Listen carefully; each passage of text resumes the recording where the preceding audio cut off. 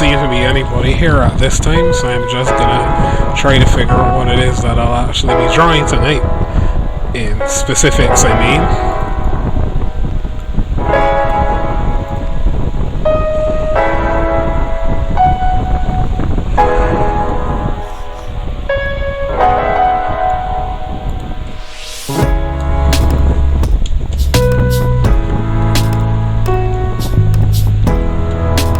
Just sharing on Twitter that I'm live. I hope that someone will join at some point. I see one person I think I know that is. That's probably my favorite person who just joined. But I hope that some more people will join tonight so that we can actually hang out and chat, and I won't just be talking to myself, because that can be a little strange talking to yourself all night. Tonight I'm going to be drawing some fictional creatures from one of my stories, just as practice and fun, so no real teaching necessarily tonight. I just want to relax a bit.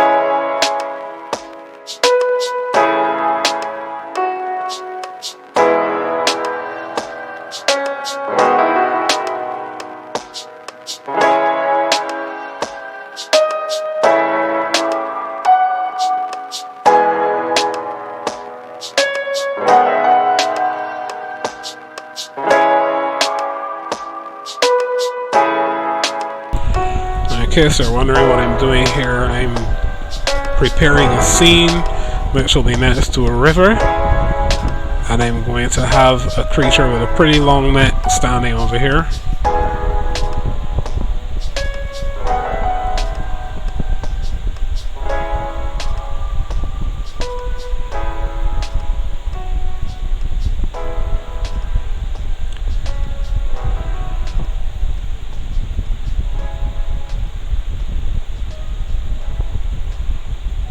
Not really going to finish the details on these yet. I just want to figure out where some things are going to be, so that's why I'm putting some what looks like random lines in place, so I can figure out where to go, where to stop, all that stuff, all that good stuff.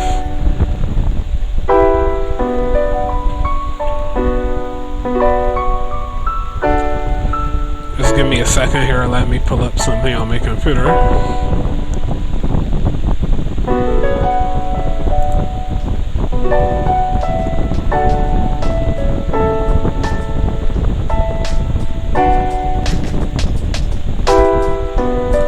Sure I get the names of these creatures right. It's been a while since I've worked with any of them, so I want to make sure I remember everything.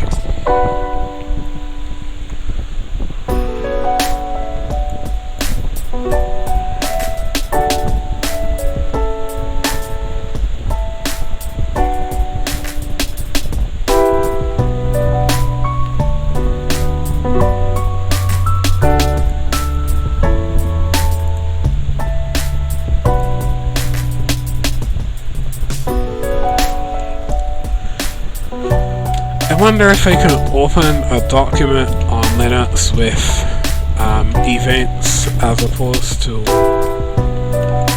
LibreOffice Writer.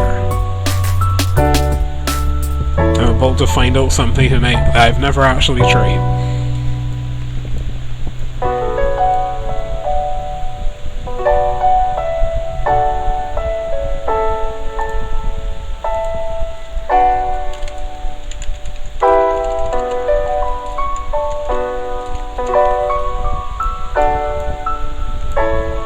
It doesn't work, so I'll have to go the old-fashioned way. That will take a while, so back to drawing.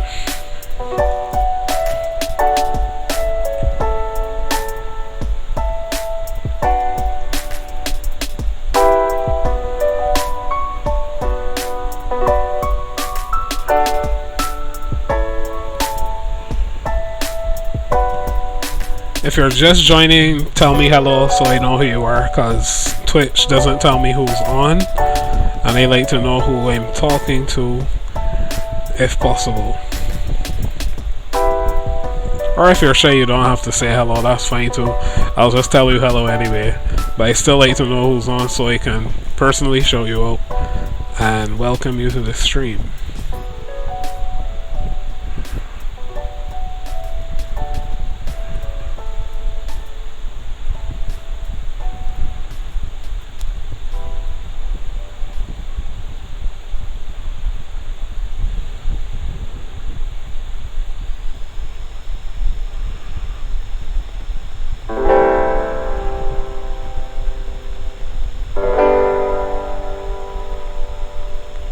Something I was thinking about earlier today is the fact that I much prefer to use vector graphics when I'm drawing them using painting apps like Painter, GIMP and MyPaint and all that. The reason is because I can resize all this stuff when I need to move it around, but there's also the additional factor of that vector graphics just feels more natural to me.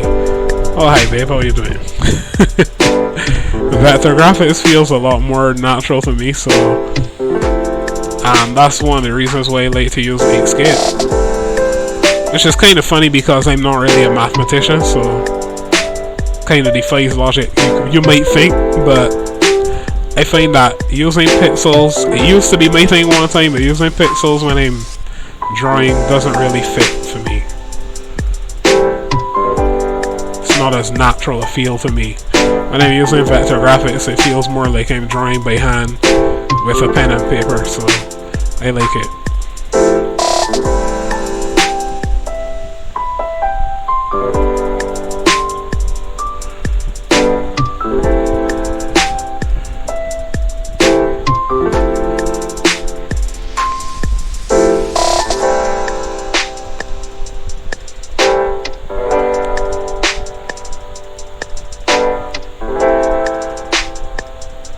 Oh, by the way, if you are watching, you can share this stream on any of your social media, invite some people to watch.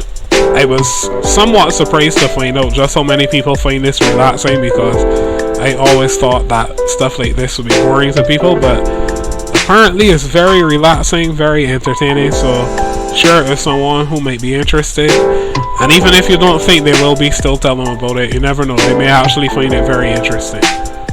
And I'd like to meet some other artists as well. I always like sharing with other artists and discussing our skills, our interests, etc. So put my name out there.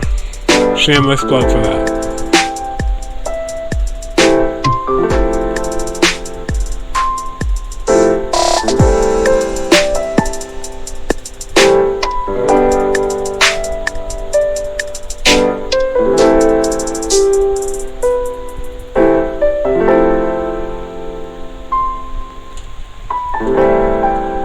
This particular creature that I'm drawing is not a dinosaur, so if you're wondering why the long neck and ears, it's a fictional mammal that actually was designed to look like a dinosaur, but it's not one. I haven't drawn these in a while too, so the features are quite different from what I remember in my head from when I was a lot younger. But that's all part of growing up. As you grow, so does your art, so do your ideas. At least they should. Just don't throw them away. That's one thing I always say. Don't throw away your dreams. Keep your dreams alive, but let them grow with you. So that's what I'm trying to do here.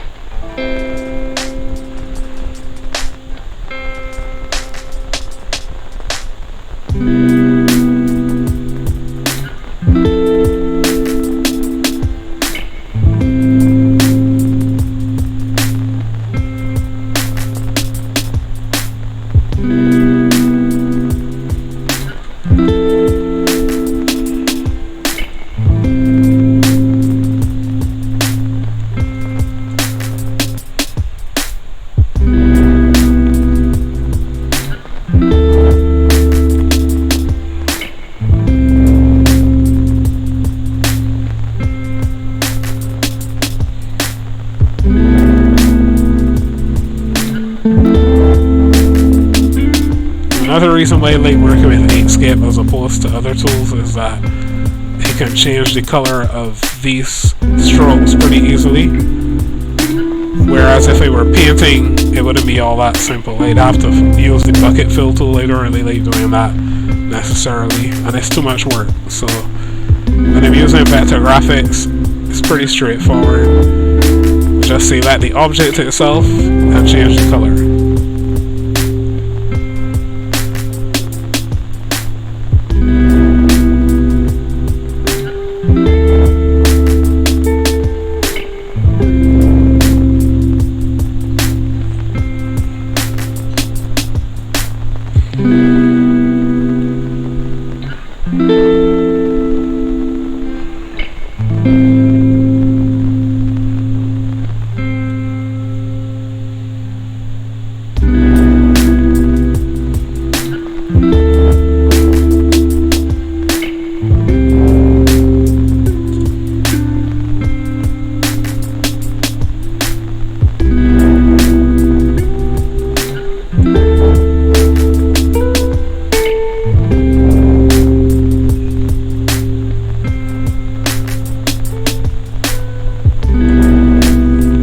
There's a tool I discovered the other day that I need to find again that allows you to select objects by color, I think, and various other information, which I really found very useful, but I can't remember where I found it.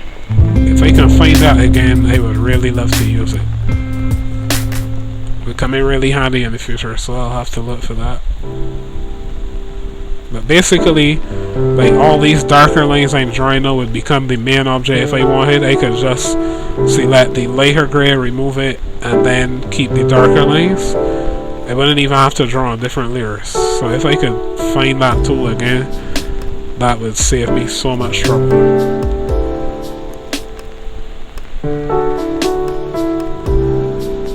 At least in future, because this is just a fun, this doesn't really matter that much. But in the future, I would really love to make use of that, so I'll have to go digging around again. And by the way, that's one of the ways you can really learn software, just trial and error. Just don't delete anything important and go poking around in it, and you eventually learn how to use it. Which is how I learned to use computers in general. I just went poking around that stuff, trying to configure things and break things, do all kinds of stuff, and eventually I learned what I was doing. Of course, I started on Windows, so breaking stuff was a little bit more of a problem than it is for me now. When I'm on Linux, I don't really worry about breaking stuff as much as I did before. But on Windows, I used to break everything. Windows is pretty fragile.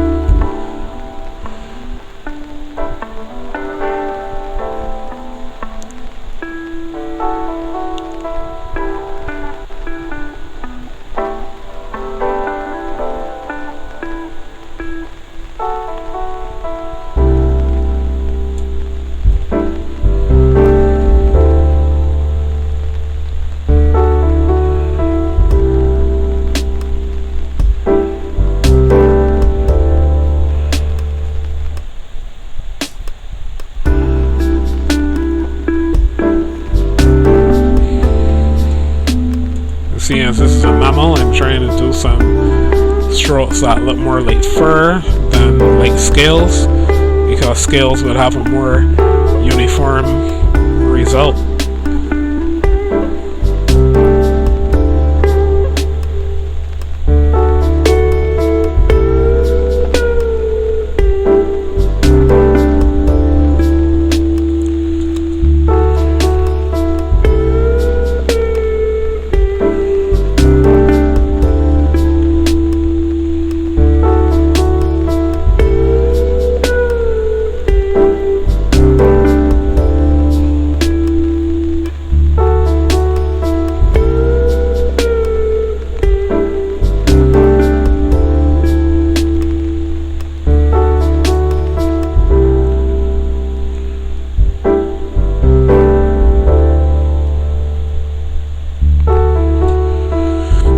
That there for now and come back to that in a little bit. Just want to take a look and see how everything else is looking.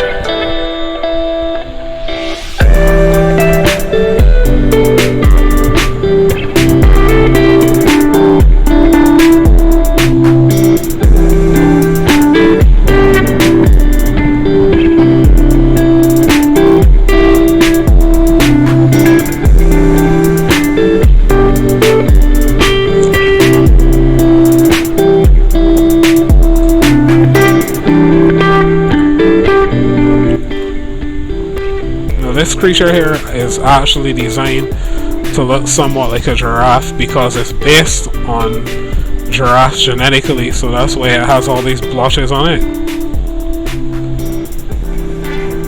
In the story that they would have come from, these were genetically modified from giraffes to become basically something like a dinosaur but still be a mammal.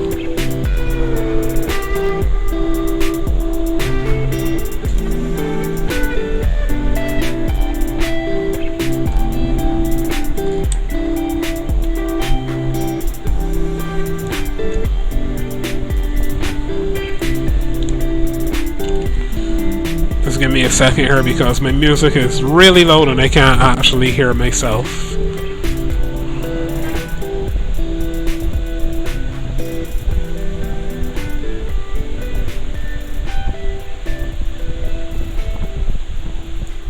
Okay, let's say that music is finally done. That was very low.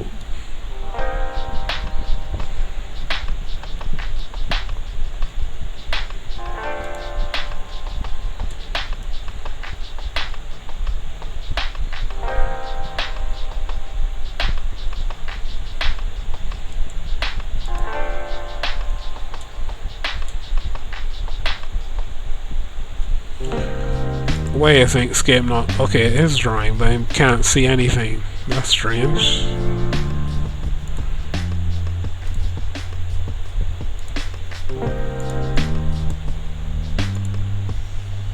Oh, I see what happened.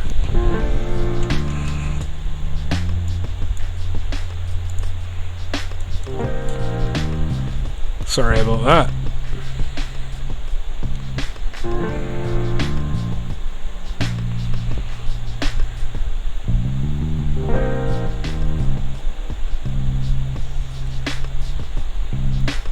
By the way, if anyone knows of any sources of DCMA free music, that would be very much appreciated because the options on YouTube are not that extensive and I'm finding that I'm getting a lot of repetition and I want to change it up a little bit. So if you can find some other sources of music, let me know about it and I will try to change my selection.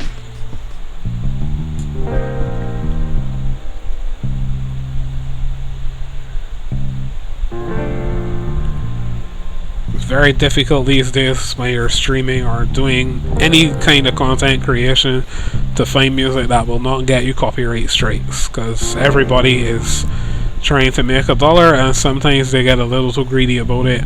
So you know, you have to do a really long hard search, and then producing your own music is not something that you can do every day. So help me out there if you can. I really need to find some other options.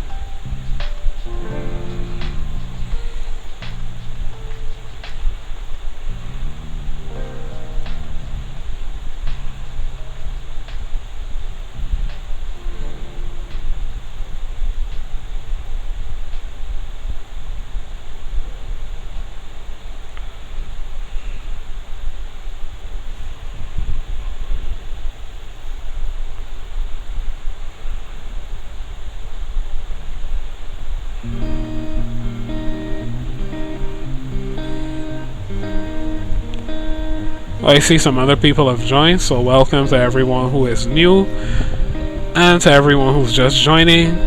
I'm doing some fictional creatures tonight just to relax and chill a bit if you hadn't seen on Twitter. I will probably get back to more informational stuff, more useful stuff later on this week. There are some projects I started, including a CSS framework and a CSS library and a scene of a teddy bear family. If you check my previous streams, both here and on my YouTube channel, you'll see some of that stuff. I'll be getting back to those in the near future, so make sure to follow me on Twitch, make sure to follow me on YouTube, and you'll be able to find everything when it becomes available. I'm also going to be doing some tutorials for Inkscape in the near future. Recorded the first one today, and I'm going to be working on some more very soon, so make sure to follow me, subscribe, share, like, all that good stuff, so you can find more in the future.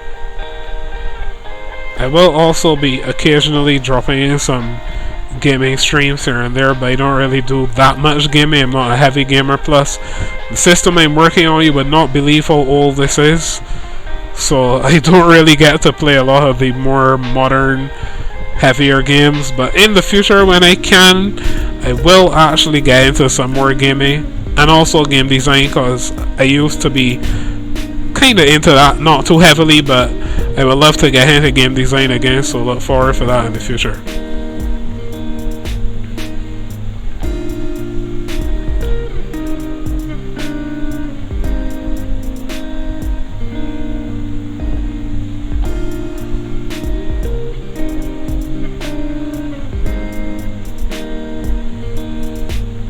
Alright, I think this creature has had enough attention, so let me get to some other details.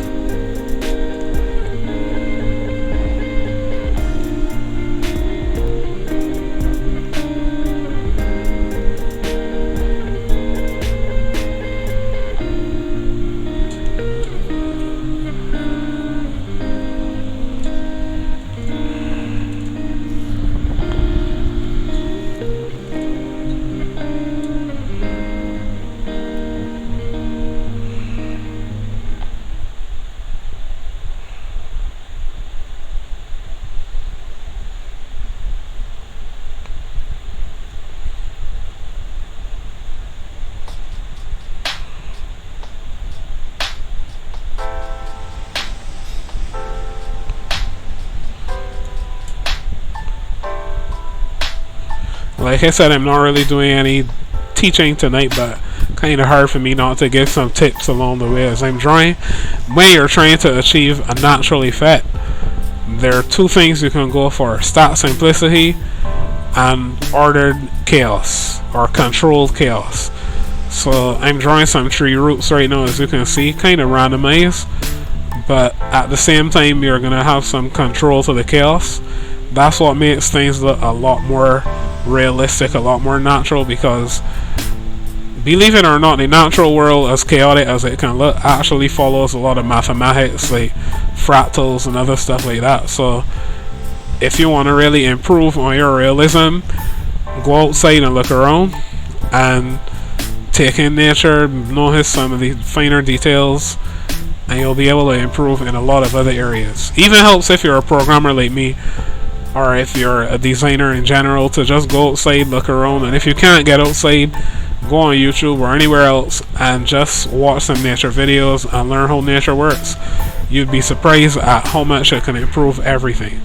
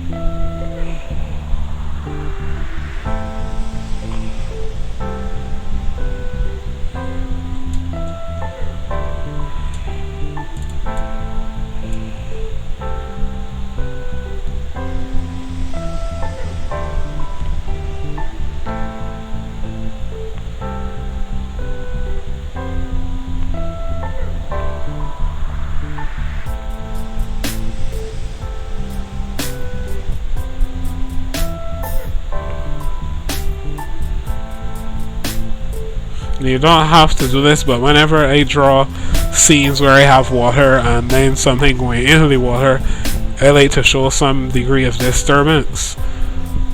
Because even though the water wouldn't always be moving, this is a river, but the water wouldn't always be moving, but you do want to show some sort of interaction in the scene so that your brain thinks that it's actually a little more realistic. It's basically you're just tricking your brain into seeing things that aren't there, because in reality it's just a bunch of random lines, but those random lines actually pay off in the end. Makes things look a lot more like they're the real thing, even when you're not aiming for photorealism. I'm obviously not doing that here, but you still want to trick your brain into thinking that it's seeing some level of depth and interaction.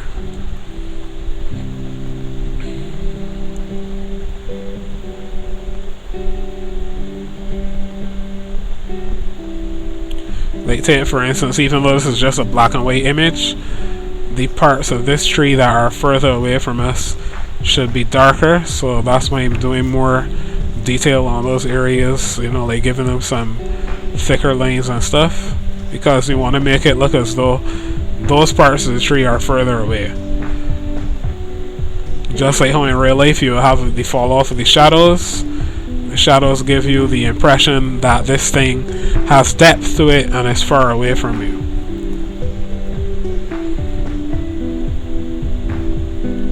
Same thing when you get to down here, you want to darken these areas because they are kind of receded underneath the tree. There's some space and it recedes underneath the tree, so you darken those areas as well.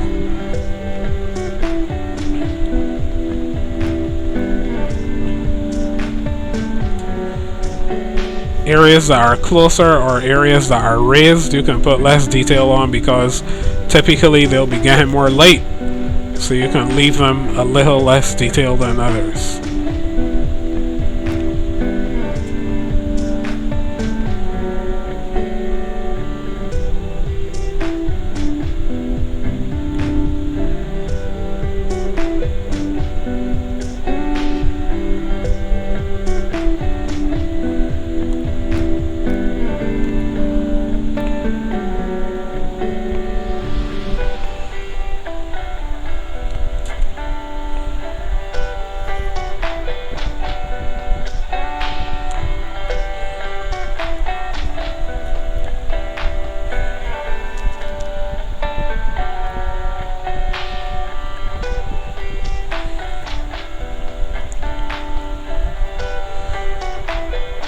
I think I'm probably going to put some kind of a crocodile in here. I'm going to need to zoom in for that one though.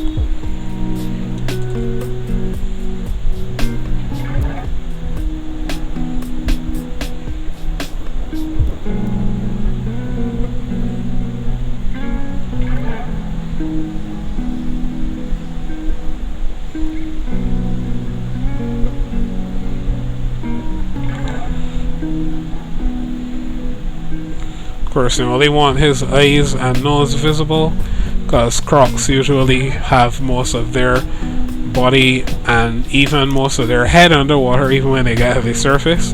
It's a pretty cool adaptation. Allows them to both see and smell without being seen or smelled. But yeah, I'm gonna try to keep most of his head underneath the water, just so some signs of disturbance.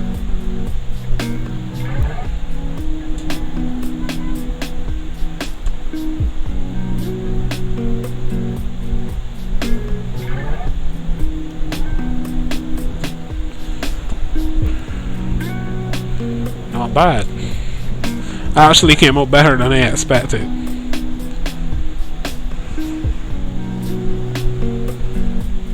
I'm going to imagine that he's laying somewhere underneath here, so I'm going to just put a tail over this side.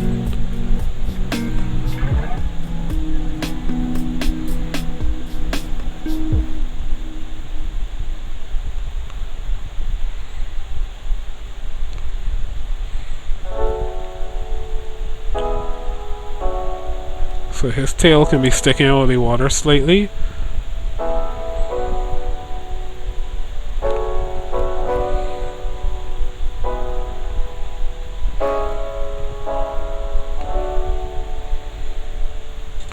Alright, there we go.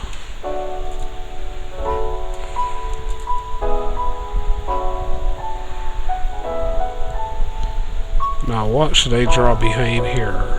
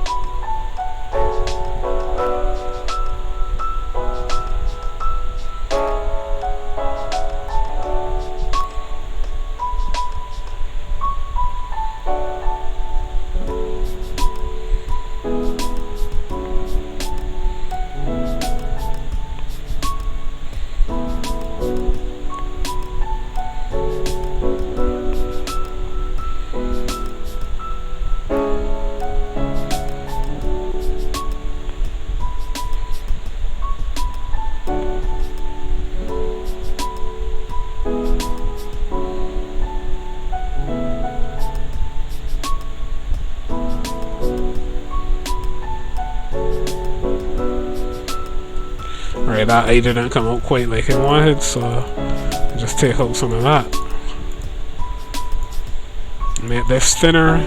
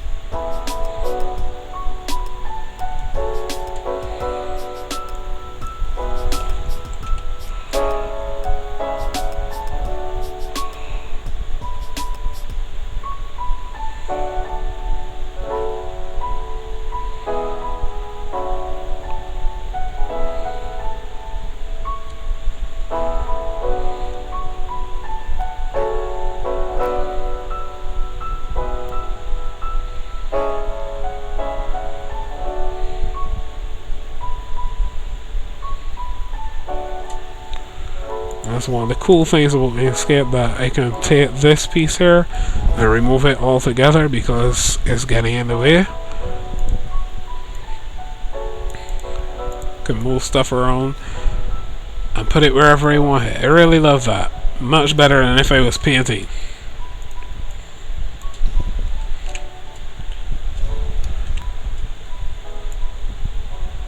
And now I can reconstitute this exactly as I want it.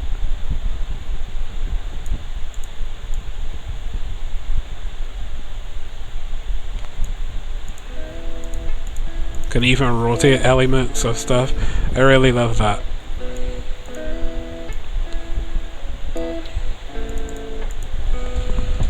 nobody has to know that there were any mistakes.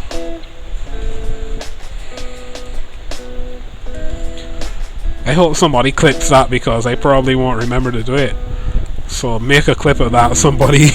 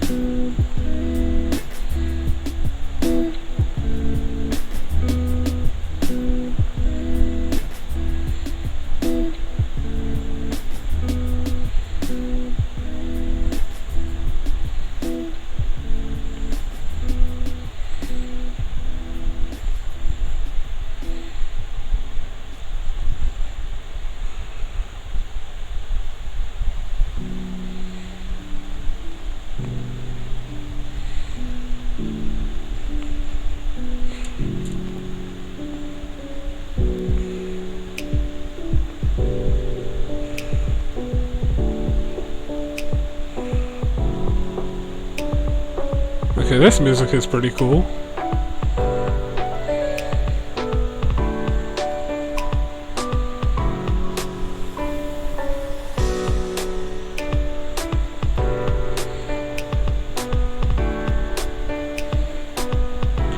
Maybe I should... Ow! I bit my tongue. Maybe I should practice freestyling. But not tonight. Definitely not doing that tonight.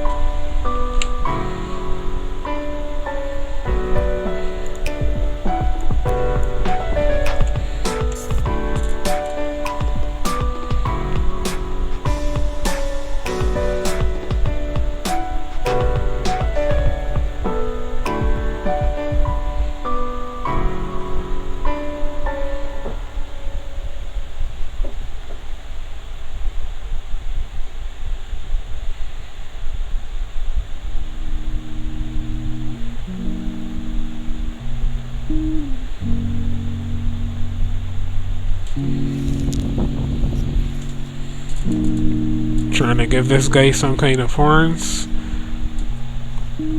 If this doesn't work out exactly right, I'll probably just take them out altogether.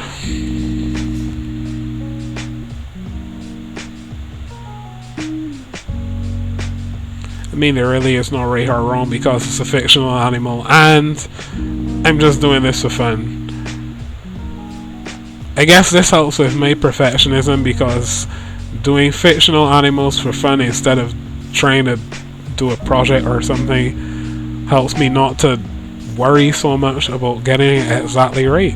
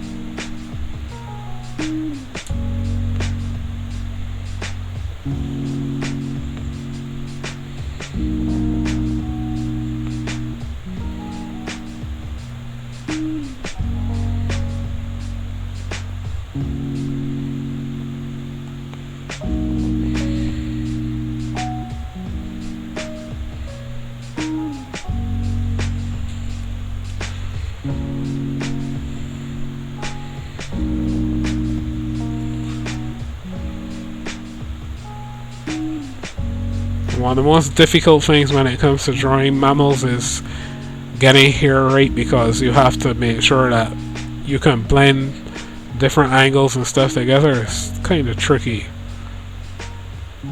At least with humans it's a little easier because we only have visible hair on our head most of the time, but animals can have fur everywhere and you have to try to figure out how to make it look realistic.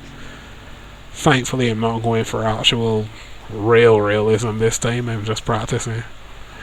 But if I wasn't just practicing, this would be very tricky to do.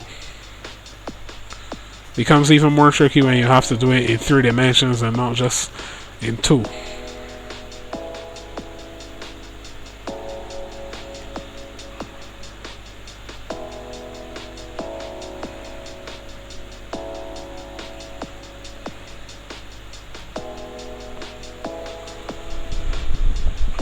Hi, Eric.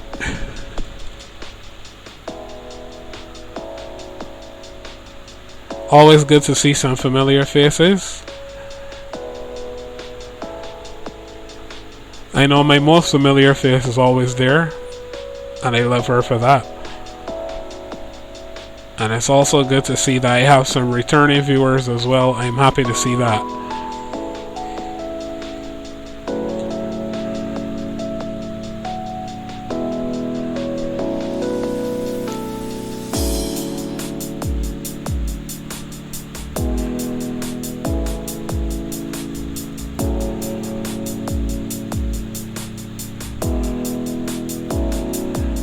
As you can tell, this is a male and he is not happy about something, so I'm going to make him look a little even more aggressive. For no real reason, just because it's cool. At least it's cool to us guys. I don't know what it is about us, but we tend to like this kind of look, as evidenced by most of our selfies.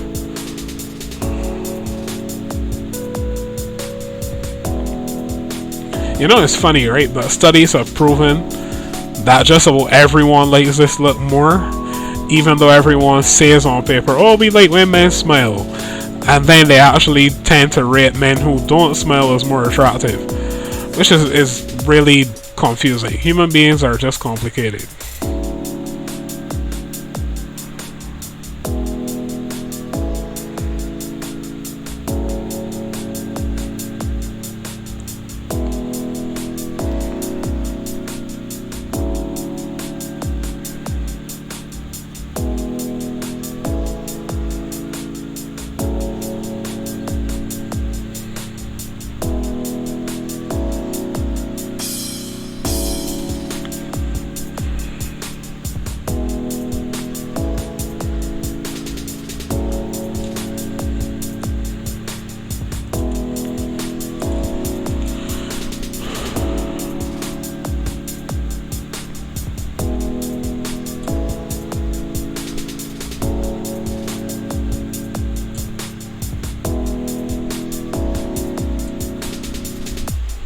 Just a sec, folks, I forgot to share this stream on Facebook. I can't believe I didn't after all this time, so just give me a second, let me go and do that, and drawing will resume right after.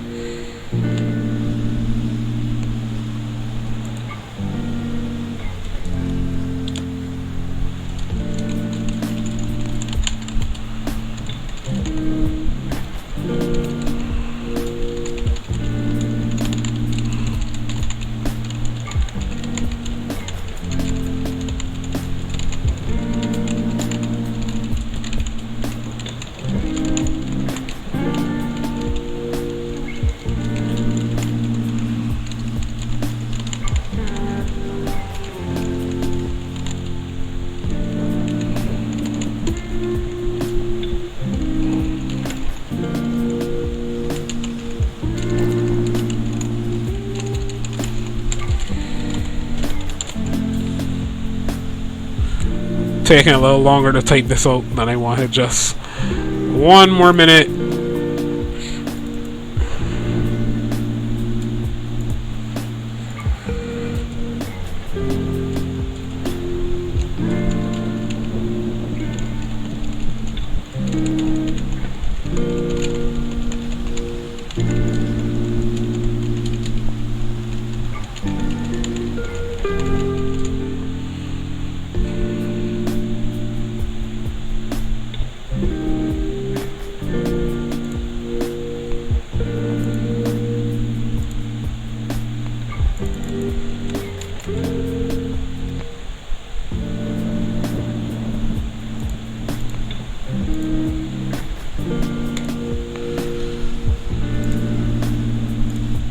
Okay, I'm done. Back to drawing.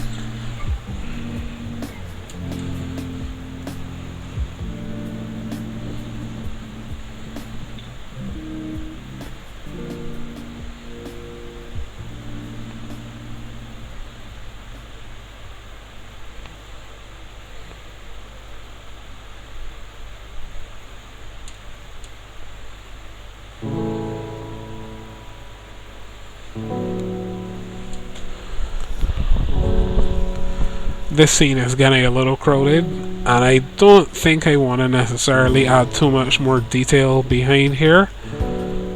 I could on some other layers and then see how it looks, but I'll probably jump over to another scene in a minute.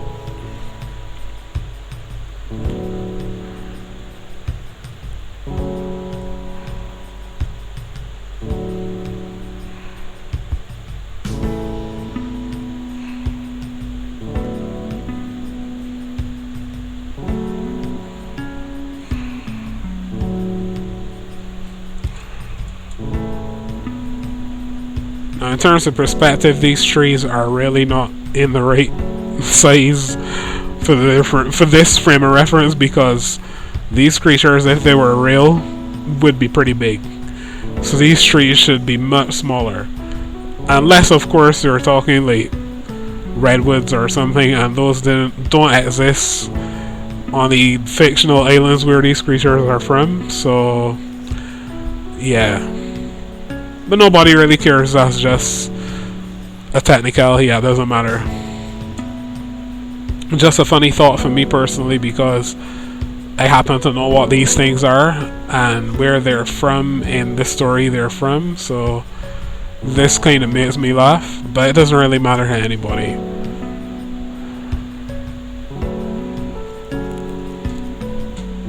Alright, I'm going to give them a title and save this file and start drawing something else.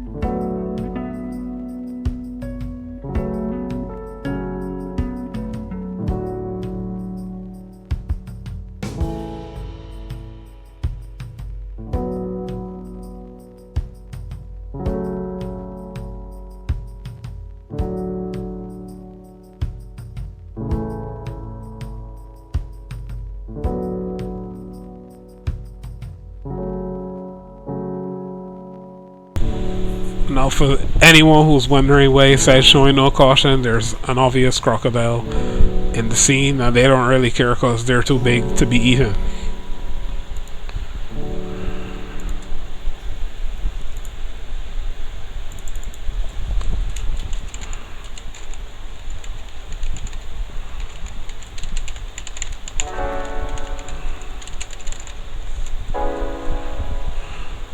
Now, for anyone who wants to see what those other two things are, I'll just show you quickly.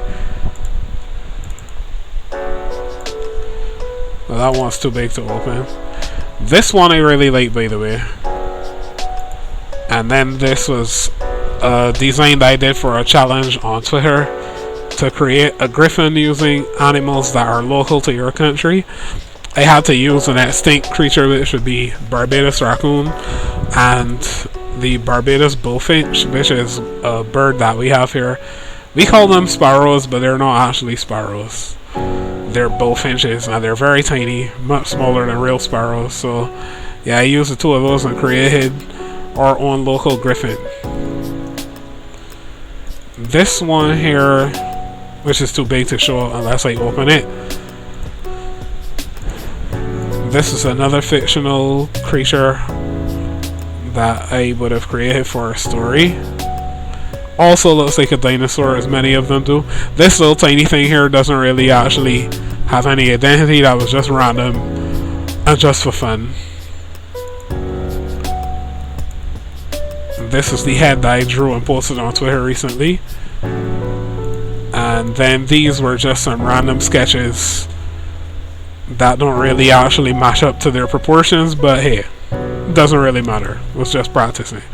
Alright, so let me get a new scene and I will start drawing something else.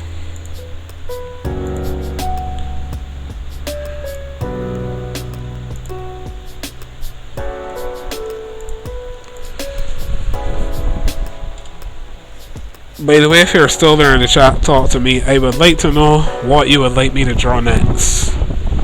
Something from the water, something from the air, something from the land, a mammal, a reptile, what?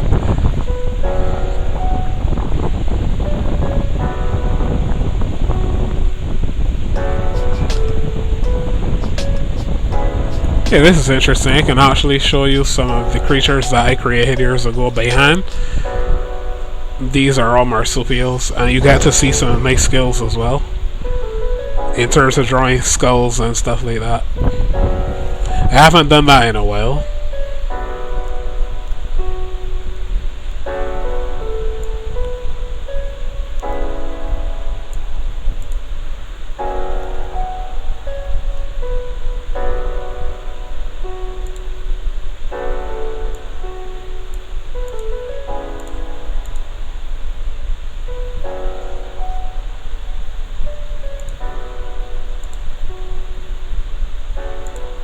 Interesting. This document used to be something I could navigate one time, but apparently it no longer has that. I wonder why.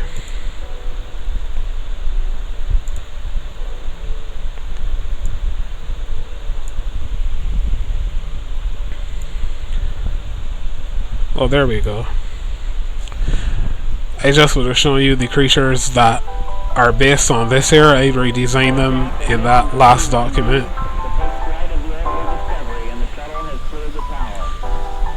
Oh, I could probably draw these.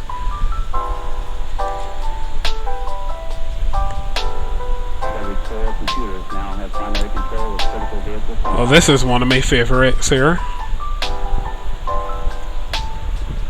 And this one.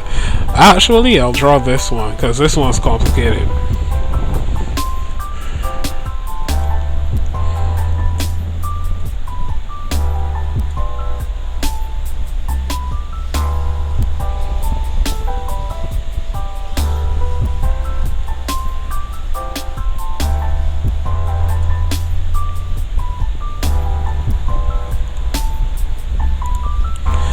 By the way, welcome to everyone who just joined. As you probably saw if you're coming from Twitter, I'm doing some fictional creatures tonight just to practice and fun. I'm about to draw something called Logoceratops, which is not a dinosaur despite the name. It's a mammal based on a rhino, and it has many horns on its face. But it does look somewhat like a dinosaur, so you should be able to recognize it to some extent. Or at least recognize the shape of it to some extent as being similar to some very familiar dinosaurs from all their dinosaur books and stuff.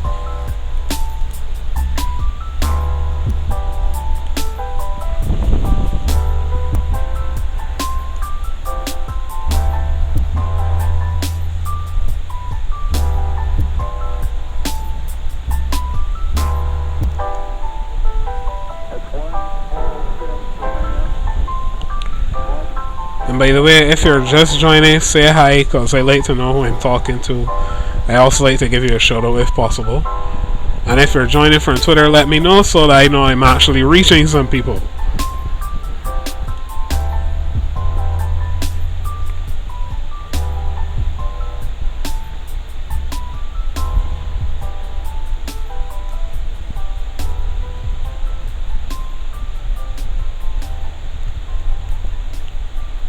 If you're joining from Facebook, you can also let me know too. I just remembered I shared on Facebook just now, so probably some Facebook people on here too.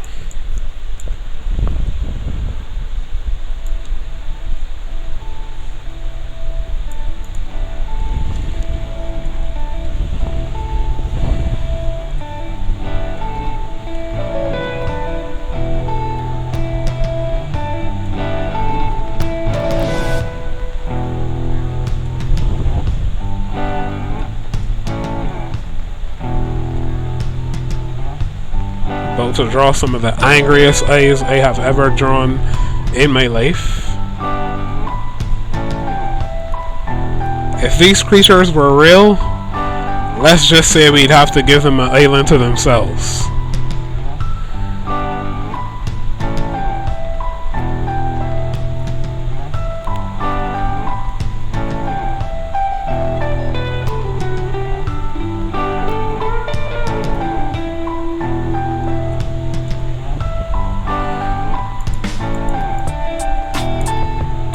Cheat a little bit and duplicate this thing here.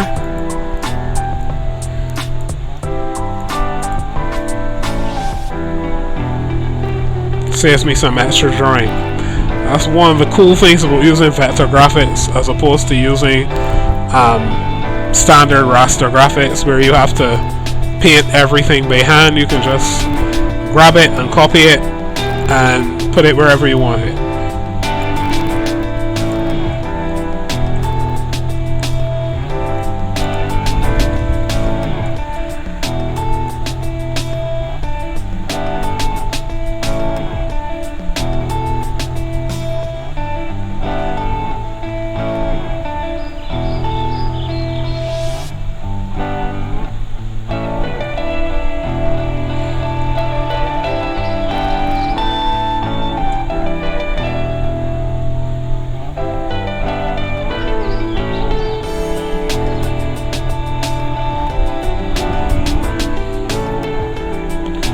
Probably the most tricky part here, which is drawing the central horn.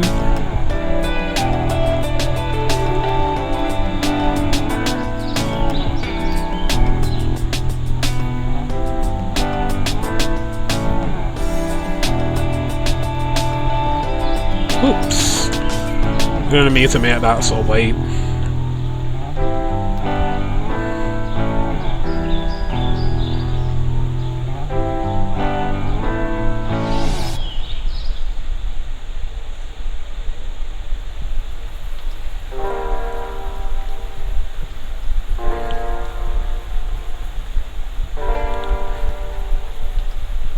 Now, for those of you who are into this kind of stuff, there may actually be a real creature. I wouldn't say very similar because it doesn't have, or at least it's not alleged to have horns all over its body like this guy does, but there is allegedly a real creature somewhere in the Congo in Africa that is described as being somewhat like a dinosaur with horns on its face, but also like a rhino in that it has ears. And they also say it doesn't have a frill. These guys here do have a frill, but they say this creature doesn't. I can't remember what the name is in the local language, but I find it very fascinating. They say it's vegetarian, thank God, but apparently it doesn't really like people, so that doesn't really make that much of a difference. And they say it's pretty aggressive too, kills rhinos and all that stuff, so basically everything avoids it. Sad thing is though that it's kind of hard to find out if creatures like this are real because the Congo is constantly under civil war and it's also a very harsh environment, so very difficult for so-called Western science to confirm. Personally, I'm of this opinion. If the indigenous people say it's real and they give a consistent description and they give you details of its biology and all that, it's quite likely real. Just that we arrogant Western scientists don't like to admit stuff like that, but it's probably real.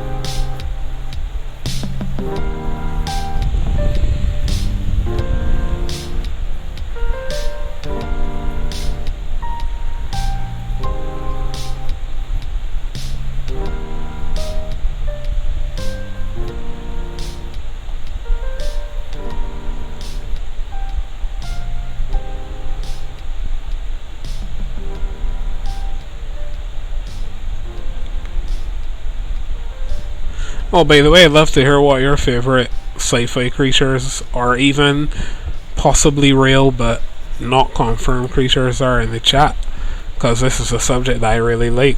Both sci-fi and cryptozoology excite me, so you can tell me a little bit about what you like. I may tell you about what I like, unless I think it will scare you away, then I won't tell you about it.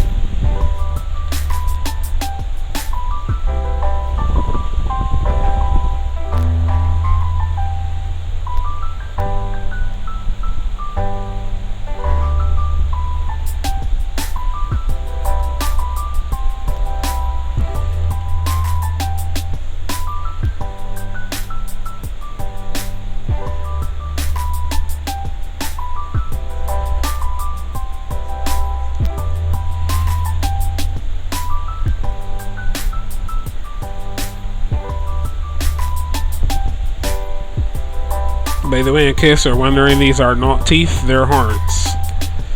Just that he has a lot of them.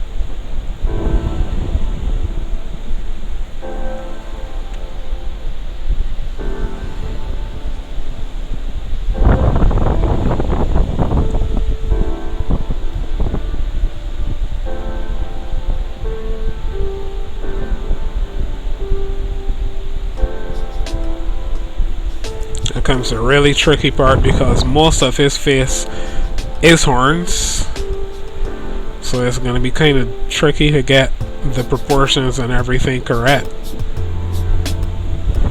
But at least this time I do have a guideline, because I'm following a drawing that I did years ago, changing a few details, like the curvature of these two horns here is now pointing upward, whereas they should be pointing slightly downward. But for the sake of ease of drawing, I'm drawing them differently.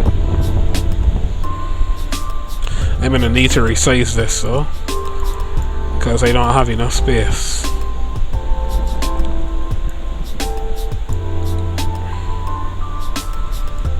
I just noticed too that his head is actually at a slight angle incidentally, which is pretty cool actually.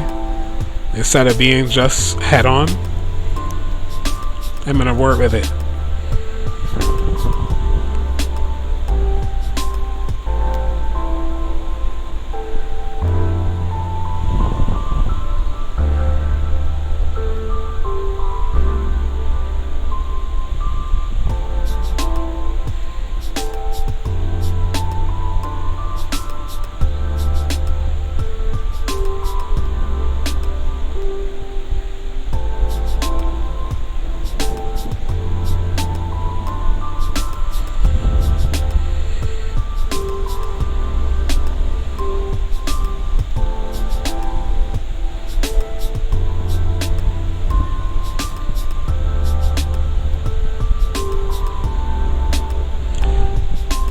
By the way, if you're in the chat, don't be afraid to say hi, because I'd like to talk to some other people at some point, other than talking to myself. I mean, I am pretty fun to talk to, but I don't always know what to say, so sometimes it would be nice if I could talk to some other people.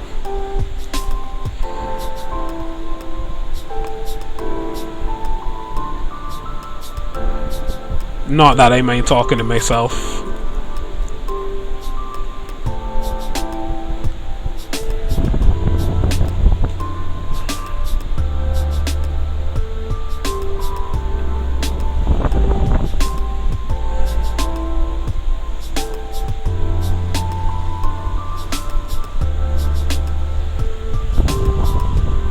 Oops, that one went a little too high.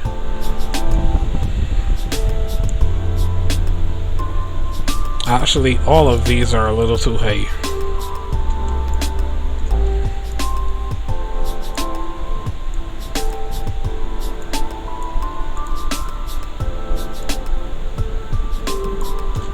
I see.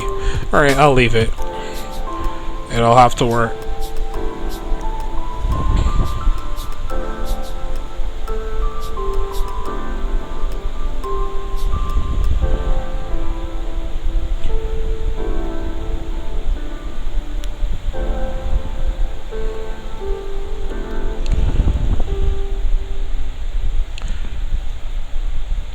I know you can't see the reference image at this point, but in future when I'm doing something like this, I'll make sure to set it up so that you can see the reference image at some point on the screen. I didn't really plan this because it's just a random impromptu drawing session for me to relax and practice, but in the future if I'm doing anything like this, I'll make sure to allow you to see the reference image that I'm working with.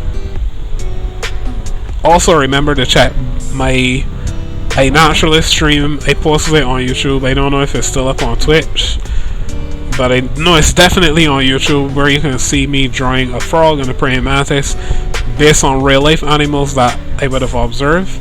I plan to do some more of those in the future because I really like to actually get the practice of drawing real animals and copying something from the real world into a 2D space. I like doing that, so I'm gonna produce some more content like that in the future.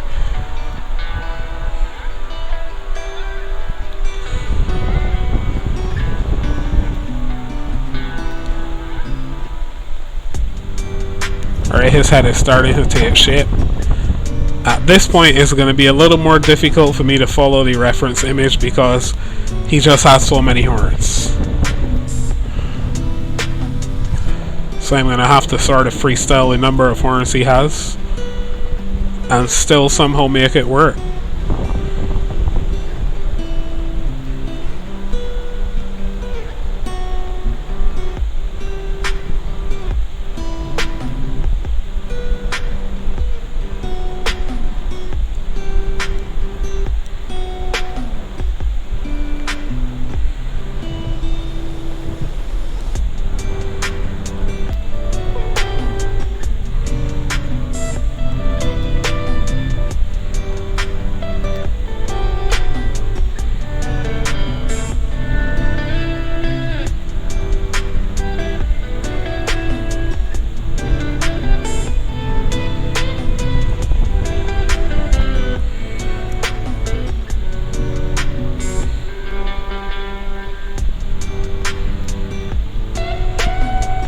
Could you imagine if a creature like this were real?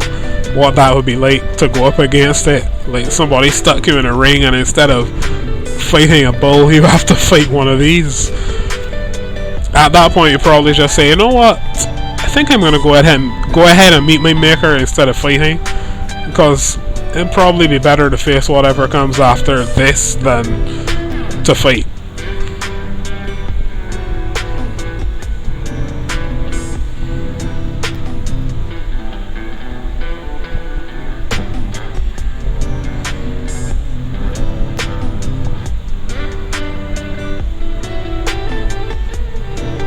And yes, I do have a very colourful imagination.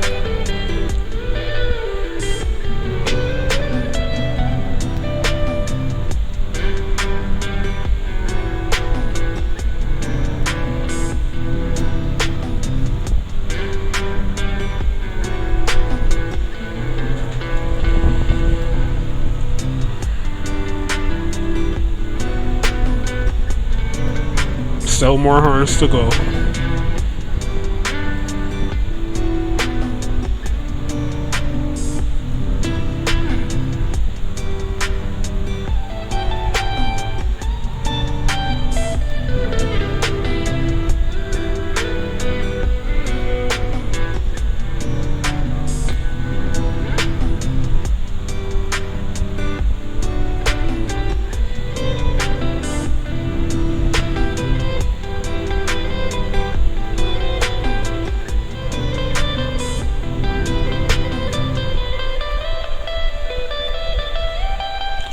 Drawing at this scale is so different from drawing on paper, because when I draw on paper there's not that much room to work with.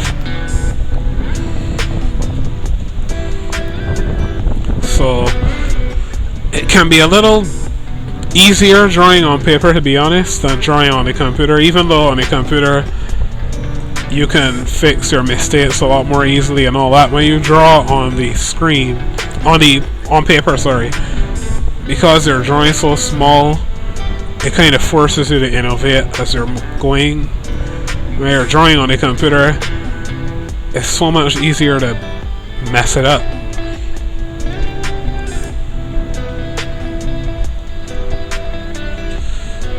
This guy has a big head.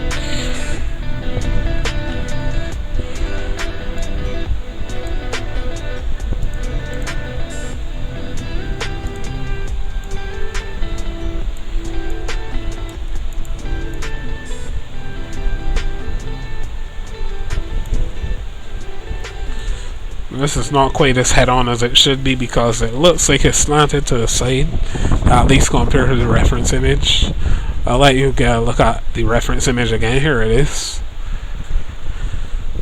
This was done by hand on some foolscap paper, that's why there are lines in it, but I think I'm not doing too bad. For some reason LibreOffice keeps going super tiny whenever I move it.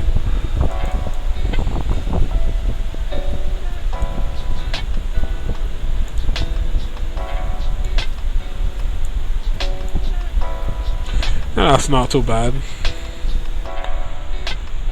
Alright, time to add some detail.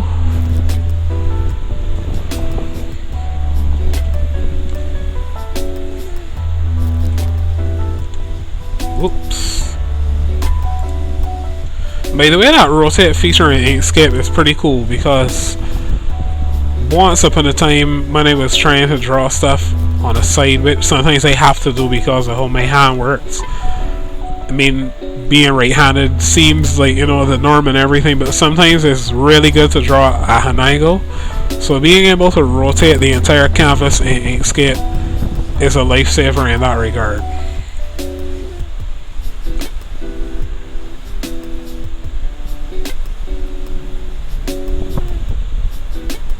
Oh, I should curve these.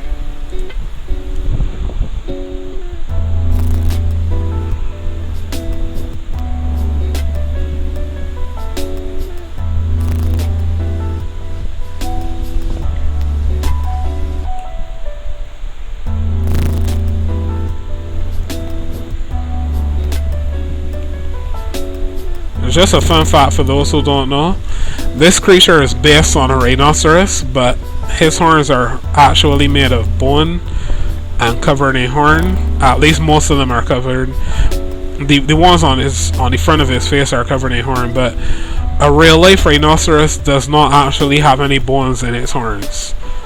In case you didn't know that. Their horns are literally made of the same material as your fingernails. Which just goes to show you how versatile things really are, because the same material that's in your fingernails can be a deadly weapon. Just how you use it.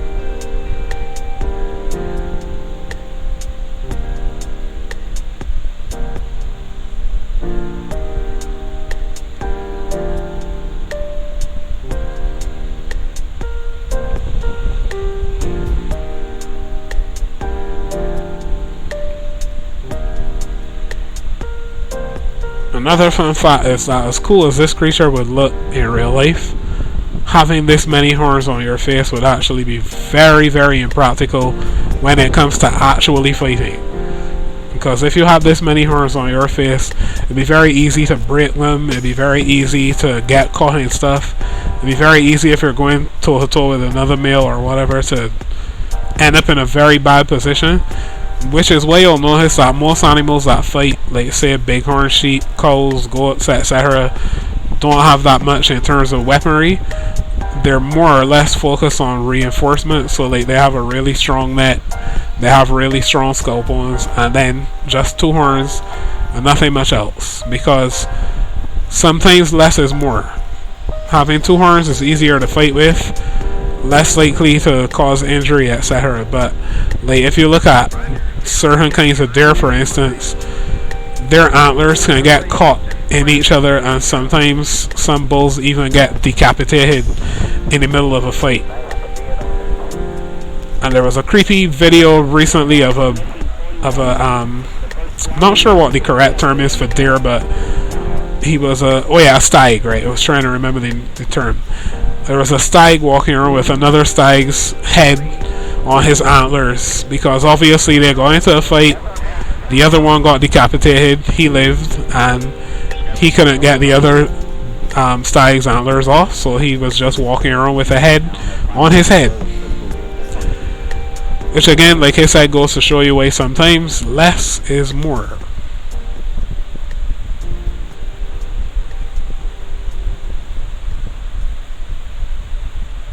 It's also one of the reasons why a lot of science fiction films, like the creatures in them and stuff, are pretty far-fetched, because like aliens, for instance, if there were real alien creatures that came to Earth to destroy humanity, they would not have 50 tentacles and all sorts of other pointless features.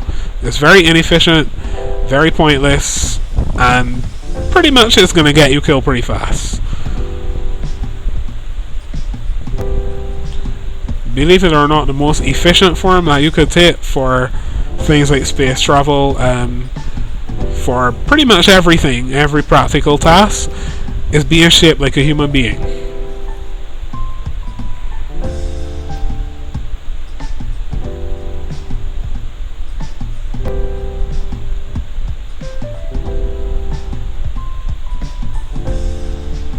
I guess we don't see it that way because we think we're really bad at everything, but we're actually designed pretty well.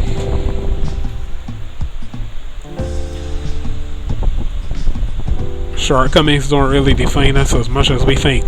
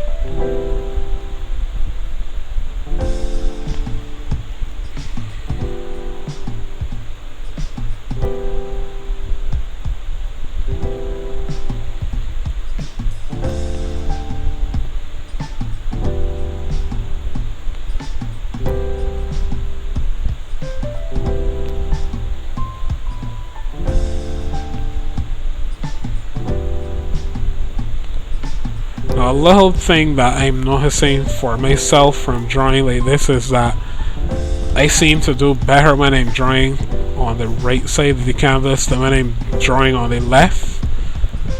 So this is a good practice for me, because not only am I going to be forced to improve on my left side now, but I also know where I need to focus more when I have a design to do. Pretty useful. I'm glad I'm doing this instead of something else. It's helping me to find my weak spots and work on them.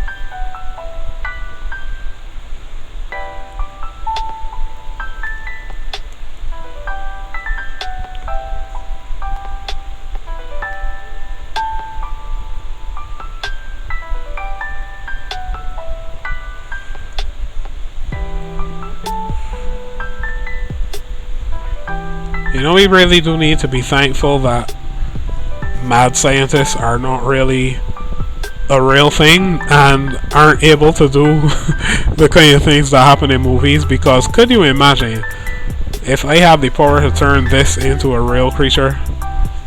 It would be terrifying. And as much as I like creating these things and stuff, like in stories and drawing them and everything, I'm actually very glad that I don't have the ability to make them real, because it wouldn't be good.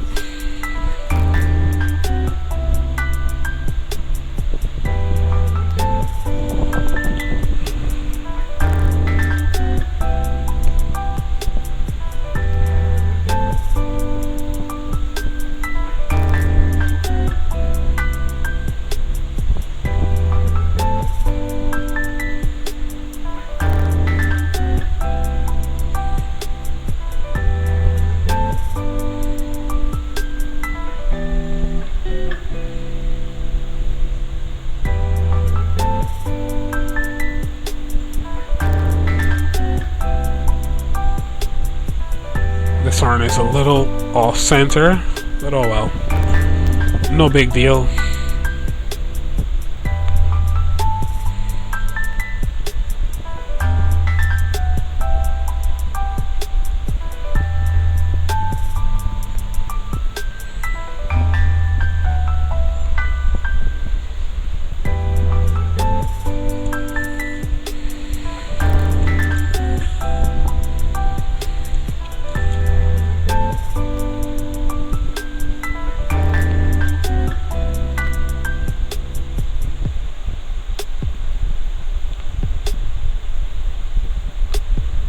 I should have been wearing the glove that comes with this graphics tablet, because my hand is getting slightly tired, which you can probably tell because my lines are not as straight as they should be.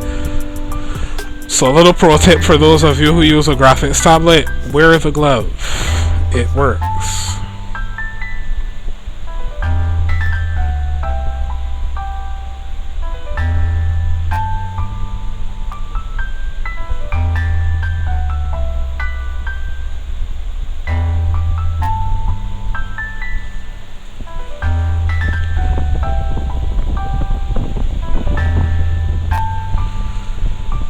Let's take another look at this, see if I'm missing any details.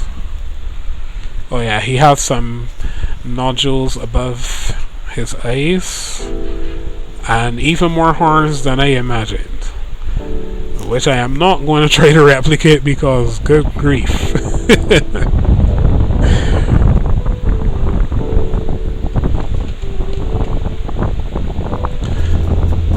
I just lost track of him on the page too, accidentally.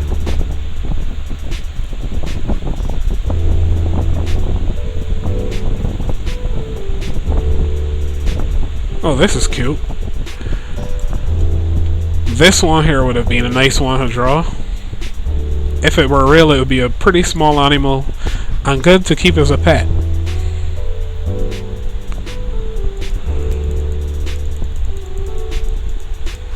there we go.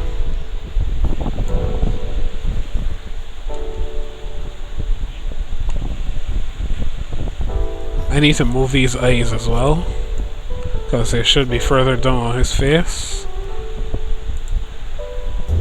There's something I really love about Inkscape, that I can just select a bunch of lines, move them around, and redo my whole drawing without having to draw it over.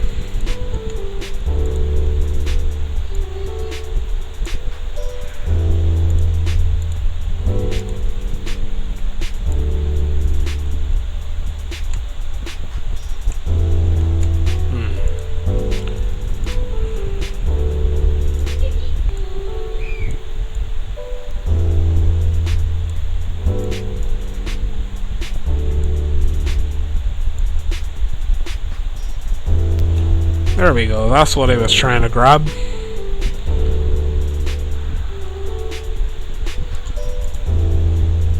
That's much more accurate.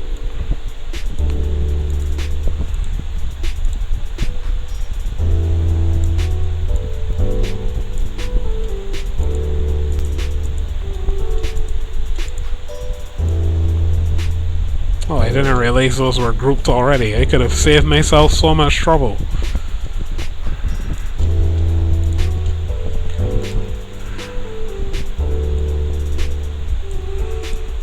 Oops. Okay, I can't put them in the center of the page, so... Right, there we go. Much more accurate.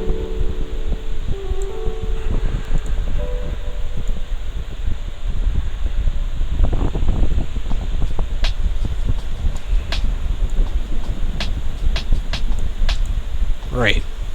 Now, a creature like this probably wouldn't have that much in terms of brain power, which is even worse because smaller the brain and the larger the body, usually the less intelligent the creature. At least that's how the theory used to go. It's not exactly a science, and it's not exactly true, because there are some pretty large animals with small brains that aren't that dumb.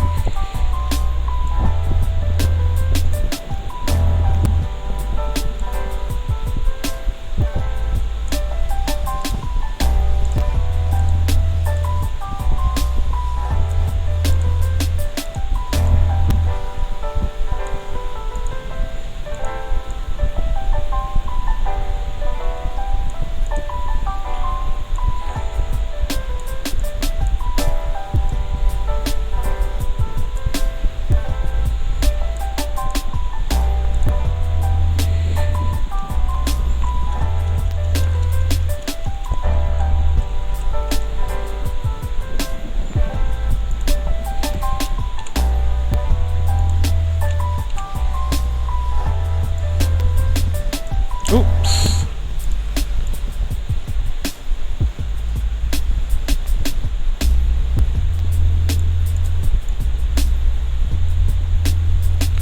Kind of funny how I'm moving entire pieces of a drawing around without having to draw them again. I'm still amazed at technology sometimes.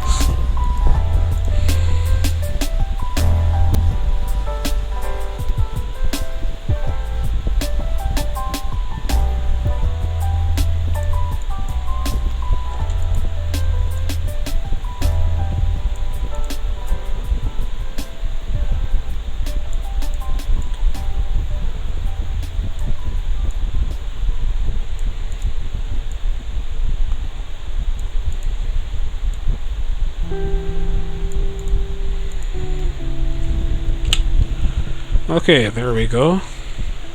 Now I'm going to just add a little more detail and he'll be done.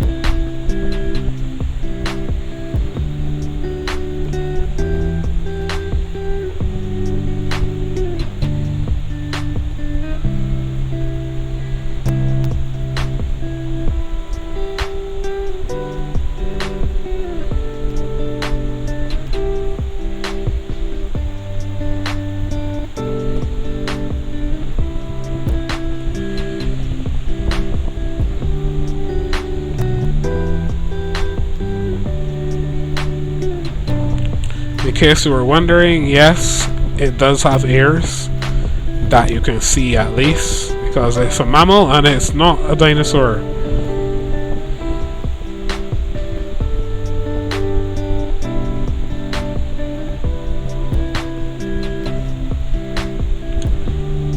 Not the best looking ears in the world, but this is a practice, so it will have to stand.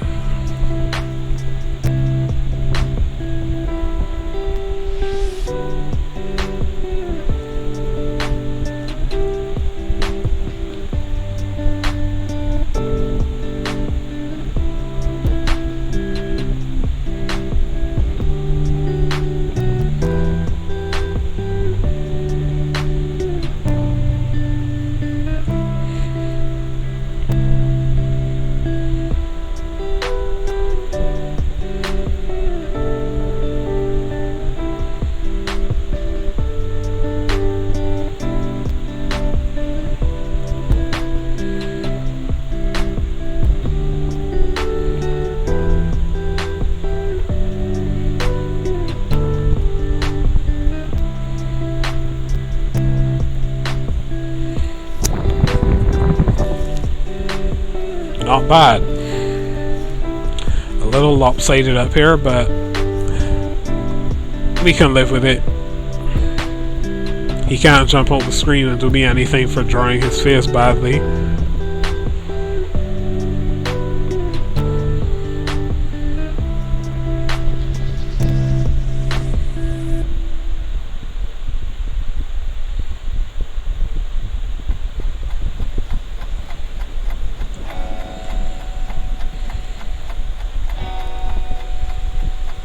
To give him something he never had before when I did the original drawing,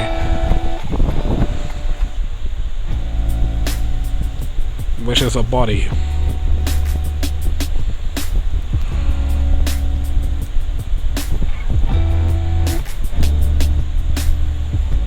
Proportions are a little off, but I don't mind.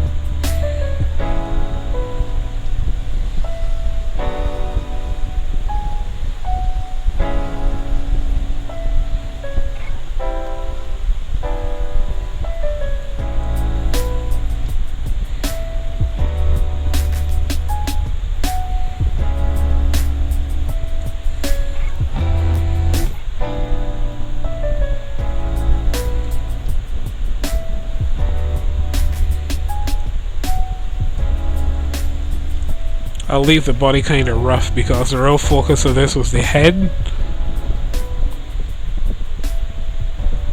Of course I could do it a little more practice in some areas here, but I'm glad to be getting back into this thing because I haven't done this in a few years. Well, hadn't done it in a few years before, about maybe like less than a month ago, so good to get back to my old ways of drawing some creatures.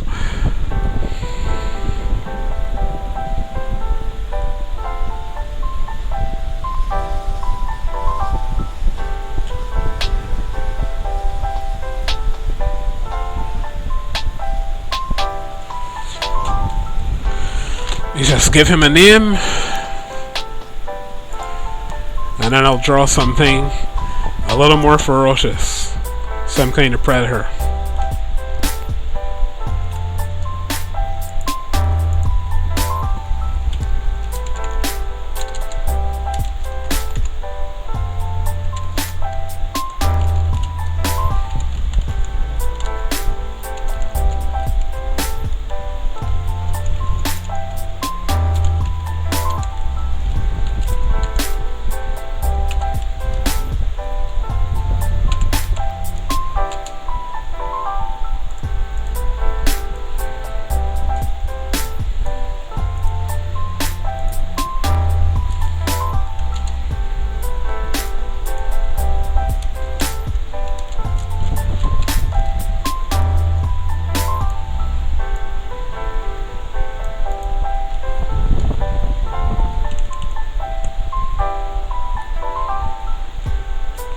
You would not want to meet this guy in a dark alley or on a bright day or in any sort of circumstance whatsoever, because in the story they are extremely aggressive and confrontational, and as you can see, they're armored and their tails have a club on them. So basically, yeah, you never want to meet one of these things.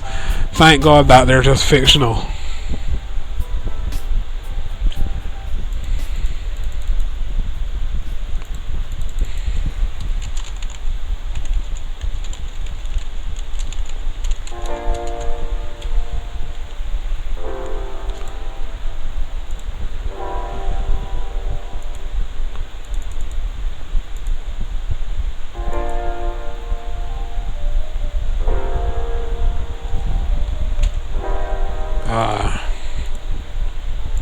Inkscape was being a little slow. Probably getting tired of me.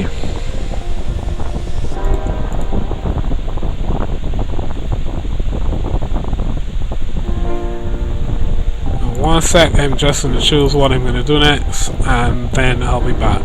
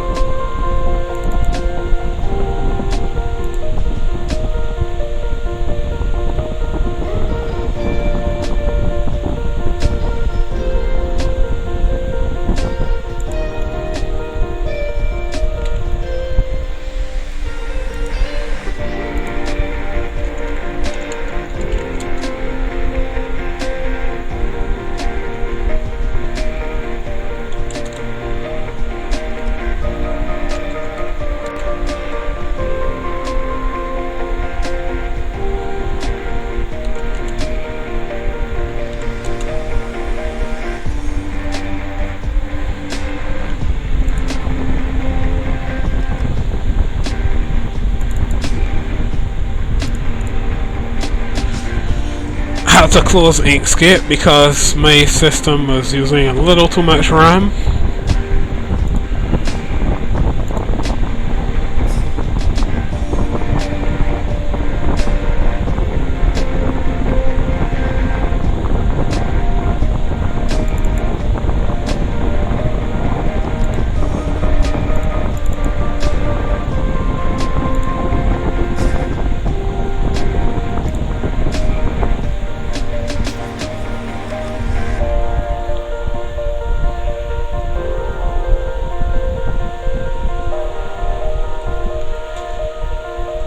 Inkscape seems to be sleeping.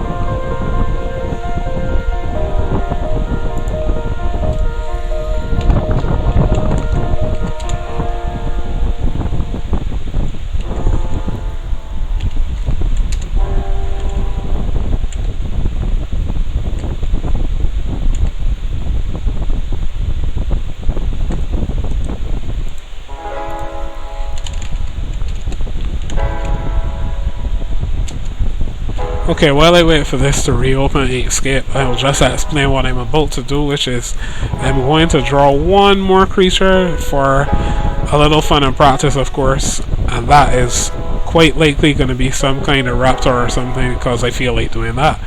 And then I'm going to head off for the night. But the next time that you see me, I'll be getting back to either a project that I was doing from before, so either some CSS, or maybe one of the design projects I was doing, or I'll be doing some teaching, because I want to start switching into actual structured teaching, so you can look forward to that. And make sure to tell someone else about it so that they can benefit as well, because I'll be doing a lot more of that in the near future.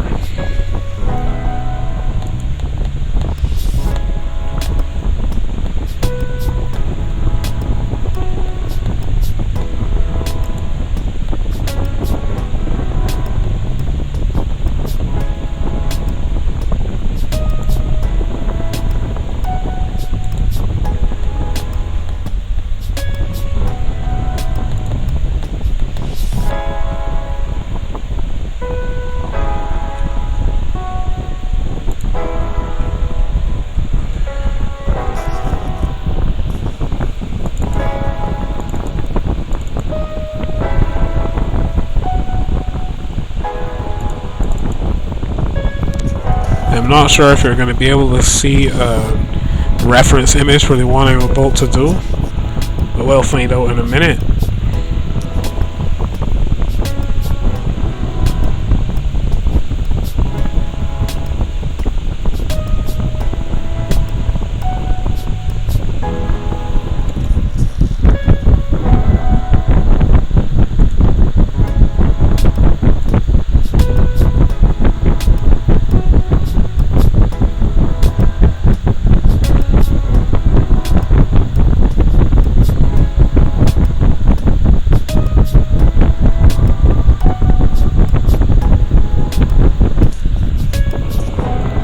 Alright, I think I'm pretty much decided. Let's go.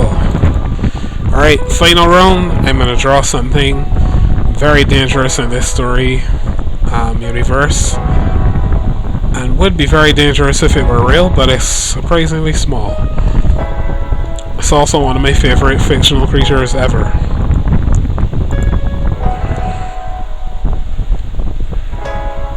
I'm going to start as I usually do with the eye.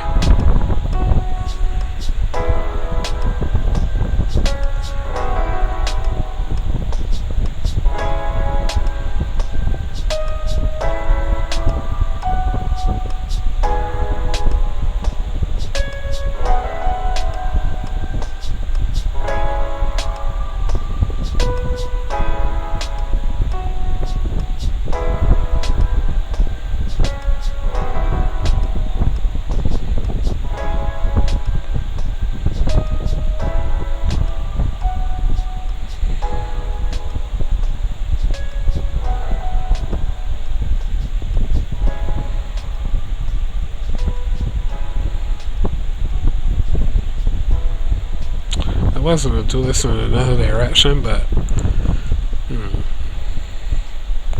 let me go for something a little cuter and a little more interesting this time.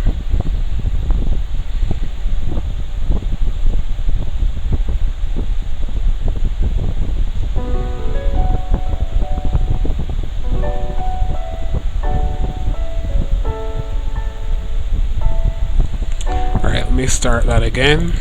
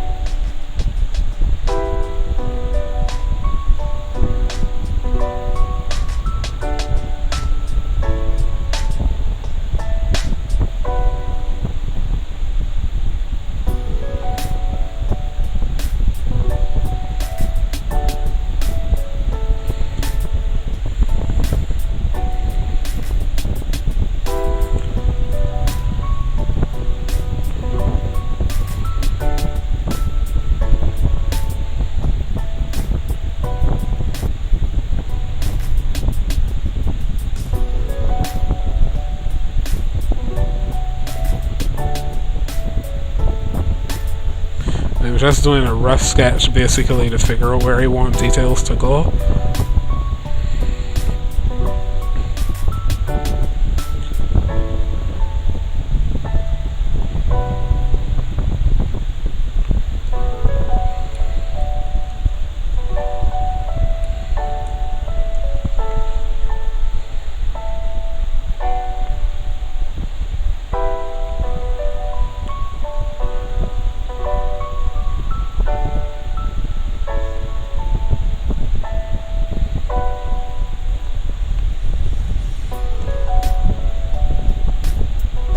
This particular creature was actually inspired by Compsognathus, or Compsognathus if you want to pronounce it that way, in Jurassic Park, the original Jurassic Park.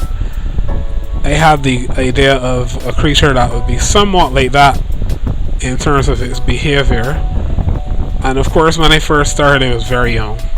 Started working on this story as a child, and then it grew with me because I always believe in keeping dreams alive.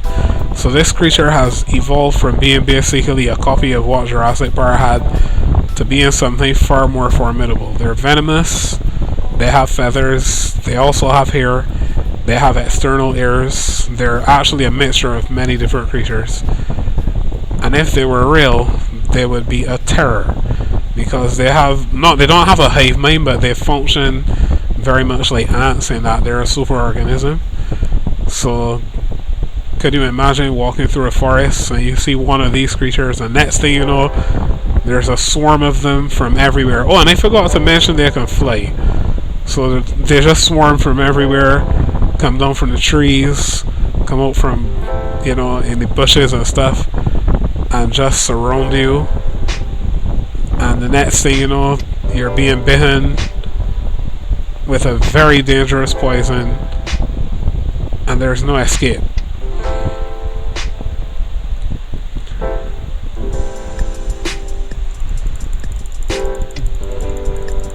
We want this jaw to be a little different.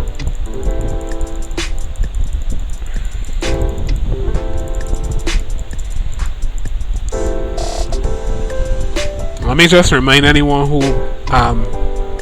might have struggles with thinking about things after hearing about them. This creature is not real.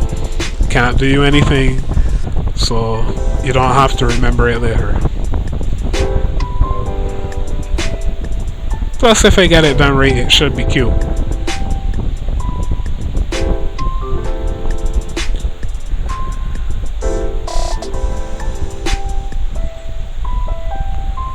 Haven't done it in a while though, so I'm not sure how cute I'll be able to make it look, but it used to look pretty cute.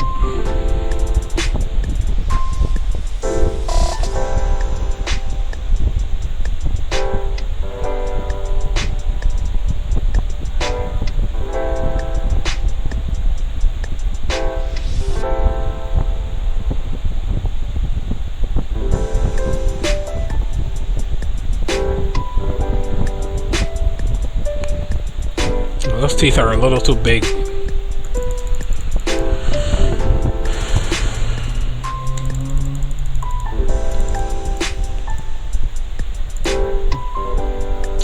That's way.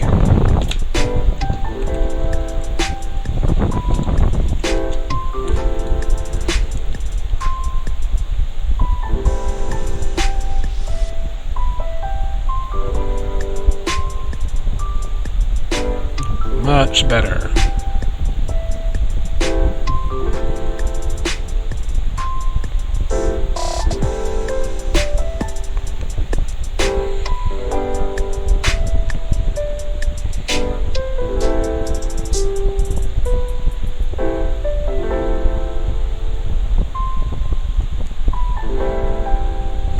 There's supposed to be 3 distinctive teeth at the back here, so I'm going to draw them before I do anything else.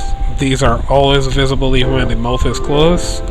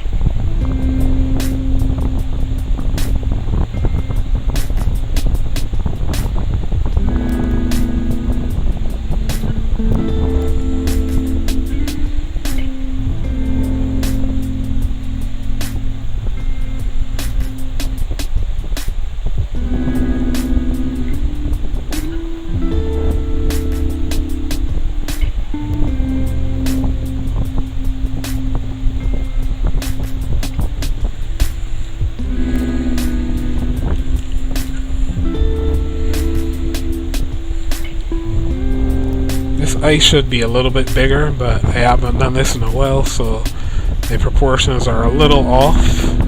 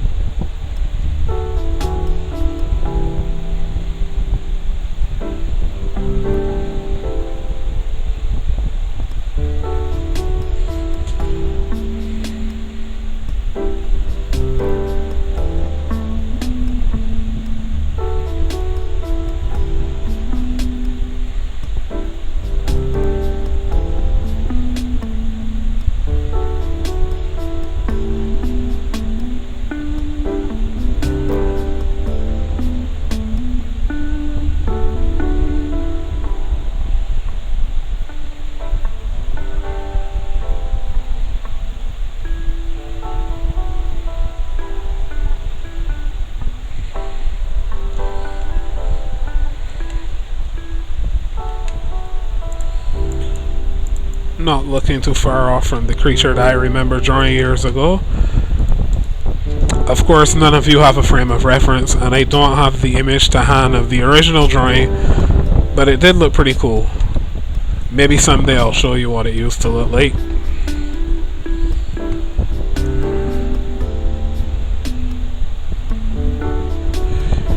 In the interest of time, I'm going to just quickly sketch the rest of this body because I want to end the stream shortly.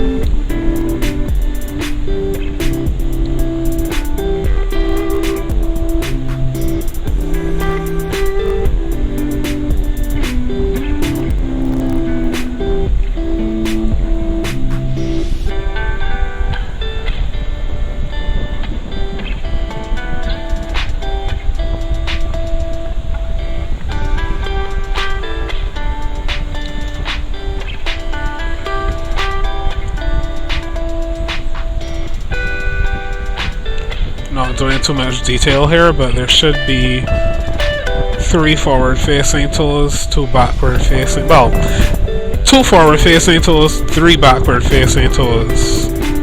But I'm not doing all that detail tonight because I kind of want to end this part here and get out of here.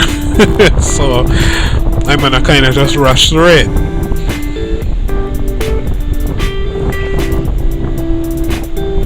Would be nice of me to actually do this in 3 dimensions and sculpt it. I've sculpted some of my creatures before and they look pretty cool. So I'm probably gonna try getting back to that in the near future, possibly on stream.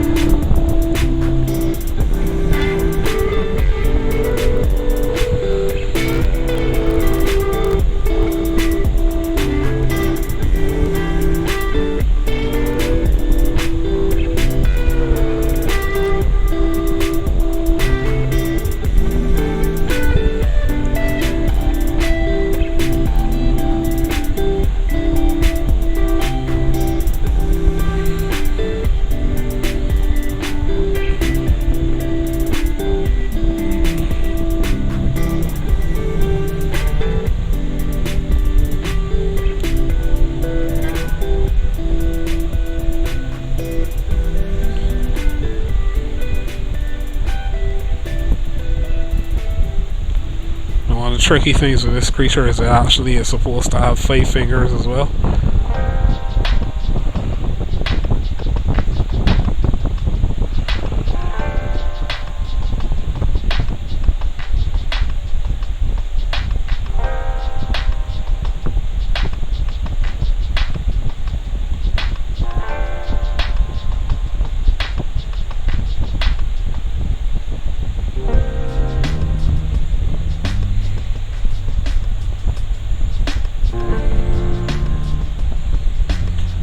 Not really trying to do a good job with these flight feathers, so this is not the best I can do. This is just me finishing this drawing right now. By the way, does anyone else have a problem with pharaoh ants? I hate pharaoh ants. They're on my screen.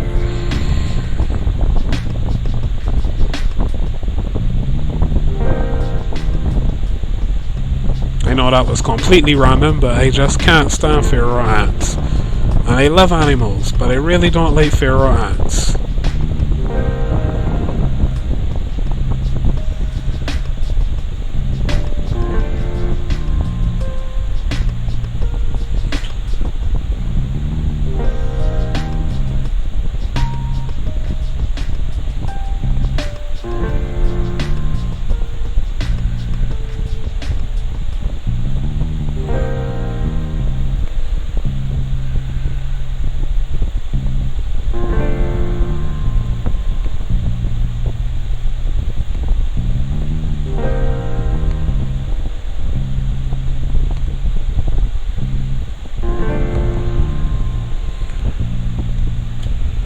I forgot these are supposed to have external ears as well, despite the fact that they look so much like reptiles. But they're neither reptile nor bird nor mammal, they're their own thing.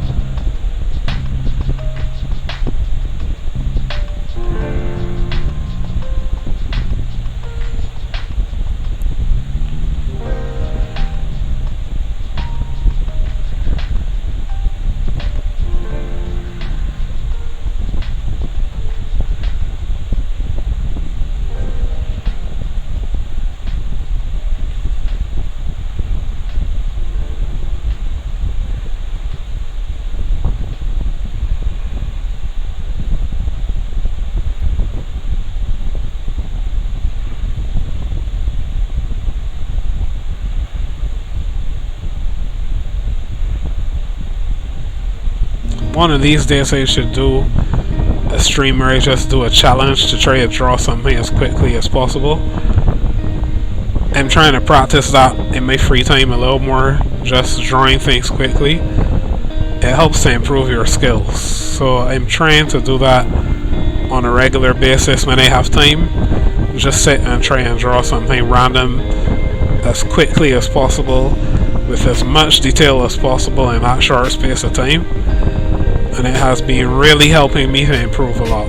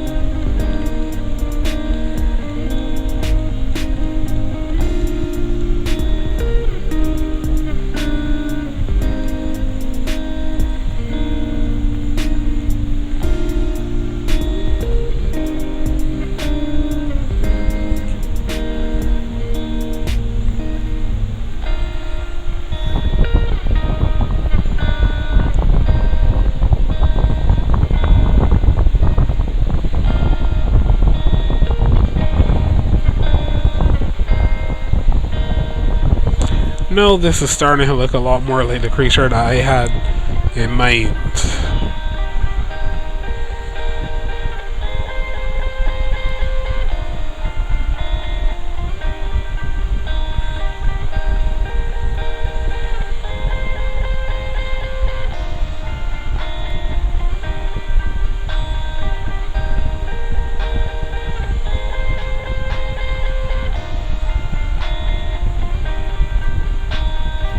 By the way, if there's someone out there who wants to give me like, a couple $100 million and let me turn this into a movie, I'm game for that. I would not complain.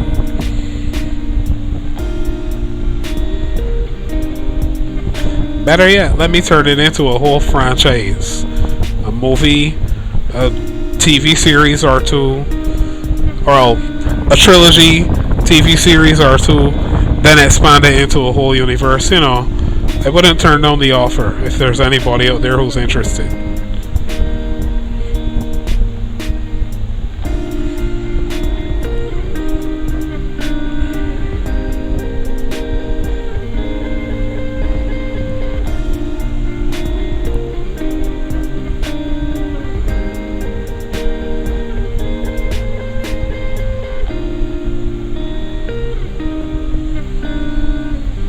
Unless, of course, that offer requires that I eat pizza without pineapples, well, then, we may have a little bit of a problem.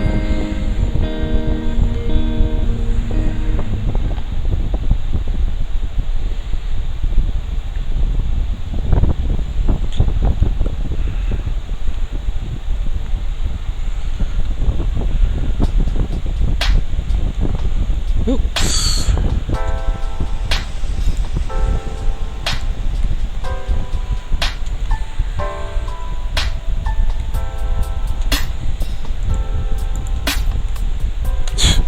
I keep holding the wrong key. My mistake.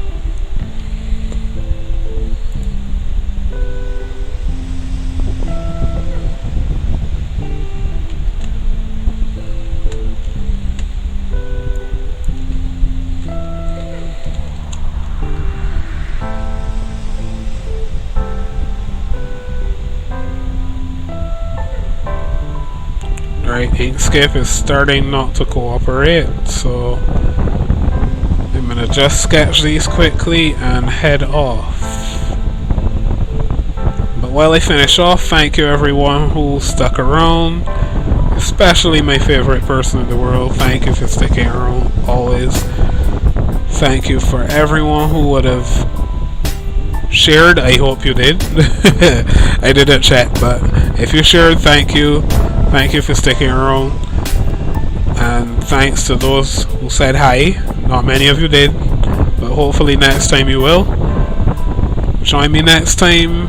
I will actually be getting back into some projects, some teaching and stuff like that.